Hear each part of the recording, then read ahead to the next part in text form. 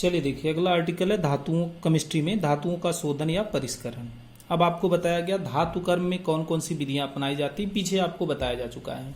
धातुओं का शोधन या परिष्करण, धातुओं का शोधन या परिष्करण कैसे करते हैं। अब धातु कर्म में आपको बताया गया था, पहले क्या करते हैं, अयस्क को खानों से निकालते हैं, उसका चूर्णीकरण या संशोधन करते हैं। चूर्णीकरण मतलब छोटे छोटे चूर्ण के रूप में हम बदल लेते हैं। फिर बदलने के बाद हम क्या करते हैं, अयस्क का सांद्रण करते हैं। अयस्क के सांद्रण का मतलब क्या होता है, इसमें जो अशुद्धियां होती हैं, इसे हम क्या करते हैं, बाहर निकाल लेते हैं। अब अयस्क का सांद्रण करने के बाद हम अयस्क को ऑक्साइड के रूप में बदलते हैं, उसका ऑक्सीकरण करते हैं। फिर जब अयस्क का ऑक्साइड या उस धातु का ऑक्साइड हमें मिल जाता है तो उस धातु के ऑक्साइड का हम क्या करते हैं, अपचयन करते हैं, और अपचयन करने से हमें धातु मिल जाता है। लेकिन जो धातु मिलता है वह पूर्ण रूप से शुद्ध नहीं होता, मतलब धातु का आपने निष्कर्षण कर लिया लेकिन वह धातु शुद्ध नहीं होता, इसलिए उसको हम शोधन करते हैं। तो जो धातु आपने प्राप्त किया उसका हम क्या करते हैं, धातुओं का शोधन या परिष्करण करते हैं। इसमें पहली विधि है, देखिए आसवन। अब प्रकृति के आधार पर देखिए धातुओं का शोधन इनमें से किसी भी विधि द्वारा किया जा सकता है। पहला होता है आसवन। आसवन होता क्या है, आसवन समझने से पहले हम क्या करते हैं, जैसे आसवन का मतलब यह होता है, जैसे कोई भी द्रव अगर शुद्ध करना हो, जैसे तालाब का जल आपको दे दिया जाए और कहा जाए कि इससे शुद्ध जल आप प्राप्त करिए, तो कैसे प्राप्त करेंगे। तो सबसे पहले हम क्या करेंगे, तालाब का जल, उसमें आपको पता है मिट्टी इत्यादि अशुद्धियां उपस्थित होती हैं, तो इसे हम शुद्ध करने के लिए तालाब के जल को गर्म कर देते हैं। तो गर्म करने पर भाप बनेगी। तालाब के जल को आप क्या करेंगे, तालाब का जल है उस जल को आप गर्म करेंगे और गर्म करने पर यहां से भाप बाहर निकलेगी।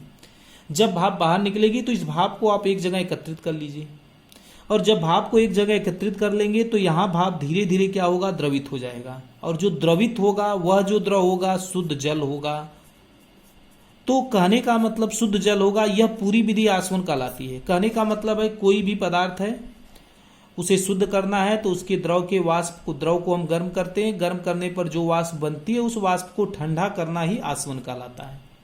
ठंडा करना ही आसवन कहलाता है। आसवन का मतलब यह है कि द्रव को आपने गर्म किया, गर्म करने पर भाप बनी, उस भाप को ठंडा करने पर शुद्ध द्रव आपको मिल गया, तो इस पूरी विधि को हम आसवन कहते हैं।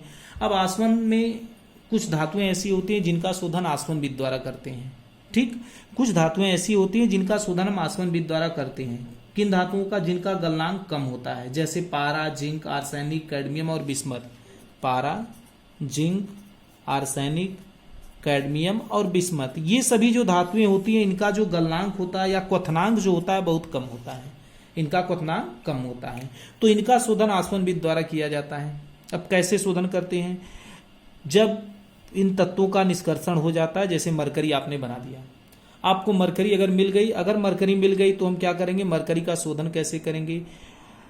इस धातु के अयस्क को, सबसे पहले इस धातु को हम क्या करते हैं, अशुद्ध धातु को एकत्रित कर लेते हैं और एकत्रित करके गर्म करते हैं। गर्म करने पर धातु आसानी से वाष्पित हो जाता है। धातु क्या होता है, आसानी से वाष्पित हो जाता है, और इस वाष्प को अलग कर लेते हैं और ठंडा कर लेते हैं। अशुद्धियां द्रव के रूप में नीचे ही रह जाती हैं। जो वाष्प होता है वह धातु का वाष्प होता है, उस धातु के वाष्प को ठंडा कर लेते हैं और ठंडा करने पर हमें शुद्ध धातु मिल जाता है। कहने का मतलब जिनके क्वथनांक कम होते हैं इन सभी धातुओं के शोधन आसवन विधि द्वारा किया जाता है। इनको क्या करते हैं, इन धातुओं को सबसे पहले गर्म किया जाता है, इनके द्रव को गर्म करते हैं, तो गर्म करने पर ये धातु आसानी से वाष्पित हो जाती हैं और वाष्प के रूप में बाहर निकल जाती हैं। वाष्प के रूप में बाहर निकल जाती हैं, अशुद्धियां द्रव अवस्था में रह जाती है। हम क्या करते हैं, अशुद्धियों को बाहर निकाल लेते हैं और जो वाष्प आपको मिली उस वाष्प को ठंडा करते हैं, और ठंडा करने पर हमको क्या मिल जाता है, शुद्ध धातु मिल जाता है। तो ये आसवन विधि हो गई। दूसरी विधि हम क्या होती है, दूसरी विधि जो होती है वह होती है द्रवण होती है। दूसरी विधि क्या होती है, द्रवण होती है। देखिए द्रवण में क्या होता है, इसके द्वारा उन अयस्कों, उन धातुओं का शोधन किया जाता है जिनका गलनांक कम होता है, मतलब जो आसानी से गल जाती है, जैसे लेड, टिन और बिस्मथ। बिस्मथ इसमें भी आया था, लेड, टिन और बिस्मथ। अब इस विधि द्वारा उन धातुओं का शोधन किया जाता है जिनके गलनांक कम होते हैं, जैसे लेड, टिन और बिस्मथ। लेड, टिन और बिस्मथ का अगर आपको शोधन करना है तो सबसे पहले हम क्या करते हैं, इन धातुओं को परावर्तनी भट्टी में क्या करते हैं, ढलवा लोहे के तल पर रख देते हैं। उसकी तली में एक ढलवा लोहा का तल होता है, उस ढलवा लोहा के तल पर इस अशुद्ध धातुओं को रख देते हैं और इन्हें गर्म करते हैं। जब गर्म करते हैं तो अशुद्धियां जो होती हैं वे अगलनी होती हैं। सबसे पहले धातु गलता है, क्योंकि धातु लेड टिन और बिस्मत का गलनांक कम होता है, तो ये जो धातुएं होती हैं वे आसानी से गल जाती हैं, गल करके आसानी से बाहर आ जाती हैं, आगे बढ़ करके ढलवा इसे सीधे इस तरीके से होता है। ढलवा लोहे का तल होता है और इस तरीके से ढालू बना होता है, ढाल बना होता है। तो जो ही हम इसे गर्म करते हैं तो जो धातु होते हैं वे आसानी से पिघल जाते हैं और पिघल करके द्रव के रूप में बाहर आ जाते हैं, और जो अशुद्धियाँ होती हैं वे अगलनी होती हैं, वे गलती नहीं है, यहीं पर बची रह जाती हैं। तो द्रवण विधि द्वारा उन धातुओं का शोधन किया जाता है जिनका गलनांक कम होता है, जैसे लेड, टिन और बिस्मत। अब अगली विधि है, देखिए तीसरी विधि है ऑक्सीकरण। तीसरी विधि कौन सी है? ऑक्सीकरण विधि है। देखिए ऑक्सीकरण विधि में क्या होता है? तीसरी विधि है ऑक्सीकरण, मतलब शोधन की पहली विधि हुई आसवन। आसवन में क्या करते हैं? अशुद्ध धातु को गर्म करते हैं और गर्म करने पर उसकी भाप को ठंडा करते हैं। द्रवण में क्या करते हैं? जिनका गलनांक कम होता है उन्हें गर्म करने पर आसानी से द्रव में बदल जाते हैं और अशुद्धियां ठोस अवस्था में रह जाती हैं। देखिए ऑक्सीकरण में क्या होता है? इस विधि द्वारा उन धातुओं का शोधन किया जाता है जिनमें अशुद्धियां, जिनमें क्या होती हैं? अशुद्धियां धातु की अपेक्षा आसानी से ऑक्सीकृत हो जाती हैं। कौन आसानी से ऑक्सीकृत होता है? अशुद्धियां। धातु ऑक्सीजन से क्रिया नहीं करता, अशुद्धियां ऑक्सीजन से क्रिया कर लेती हैं और क्रिया करके ऑक्साइड बना लेती हैं और ऑक्साइड के रूप में कहाँ आ जाती हैं? बाहर आ जाती हैं। जैसे लेड, लेड का या शीशे का अगर आपको शोधन करना है तो इस विधि द्वारा कर सकते हैं, क्योंकि आपको पता है शीशा जल्दी ऑक्सीकृत नहीं होता। आप करते क्या है? इस विधि में क्या करते हैं? सबसे पहले जो अशुद्ध धातु है उसे वायु के साथ अभिकृत कराया जाता है, वायु के साथ क्रिया कराते हैं या ऑक्सीकरण करते हैं। जब ऑक्सीकरण करते हैं तो अशुद्धियां क्या करती हैं? वायु के साथ क्रिया करके ऑक्साइड बना लेती हैं। अशुद्धियां वायु के साथ क्रिया करके क्या बना लेती हैं? ऑक्साइड बना लेती हैं, और ये ऑक्साइड बना करके ऊपर आ जाती हैं। ऑक्साइड बना करके मलफेन, जिन्हें क्या कहा जाता है? मलफेन कहा जाता है, और मलफेन के रूप में ये ऊपर आ जाती हैं, और जो धातु होता है वह नीचे बैठा रह जाता है। मलफेन को हम बाहर निकाल लेते हैं और जो शुद्ध धातु होता है हमें इस तरीके से प्राप्त हो जाता है। तो देखिए करते क्या है? ऑक्सीकरण विधि द्वारा किन अयस्कों का शोधन किया जाता है? जिनमें अशुद्धियां आसानी से ऑक्सीकृत हो जाती हैं लेकिन धातु ऑक्सीकृत नहीं होता। जैसे लेड, हम क्या करते हैं? अशुद्ध धातु को वायु के साथ गर्म करते हैं और गर्म करने पर जो अशुद्धियां होती हैं वे ऑक्साइड के रूप में बदल जाती हैं, और मलफेन के रूप में हल्की होने के कारण मलफेन के रूप में ऊपर आ जाती हैं, और इसे ऊपर आ जाती हैं तो इसे हम बाहर निकाल लेते हैं और हमें शुद्ध धातु प्राप्त हो जाता है। ये शोधन की तीसरी विधि थी। अब शोधन की चौथी विधि देखते हैं। शोधन की चौथी विधि जो है वह है पोलिंग। कौन सी विधि? पोलिंग। ये शोधन की चौथी विधि होती है पोलिंग। देखिए पोलिंग में क्या किया जाता है? देखिए शोधन की जो ये विधि होती है या पोलिंग विधि क्या होती है? इस विधि द्वारा उन धातुओं का शोधन किया जाता है। किन धातुओं का शोधन किया जाता है? जिनमें उनकी ऑक्साइड अशुद्धि के रूप में होती है, मतलब जिस धातु का आप निष्कर्षण कर रहे हैं उसी धातु का ऑक्साइड उसमें अशुद्धि के रूप में मिला हो।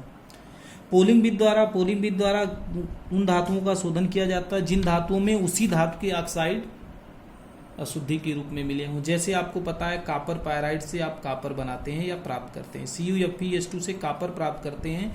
तो कॉपर प्राप्त करने की विधि में लास्ट में जो कॉपर प्राप्त होता है उसके ऊपर छोटे छोटे फफूले आ जाते हैं।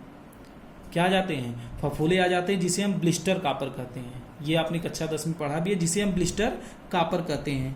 अब ये कॉपर का हम शोधन करते हैं, उस कॉपर में क्यूप्रिक ऑक्साइड अशुद्धि के रूप में होता है, Cu2O अशुद्धि के रूप में होता है। तो कॉपर के शोधन इसी विधि द्वारा किए जाते हैं, क्योंकि कॉपर का निष्कर्षण करते समय जो कॉपर हमें प्राप्त होता है उस कॉपर में क्यूप्रिक ऑक्साइड अशुद्धि के रूप में उपस्थित होती है। तो इसका शोधन हम कैसे करते हैं?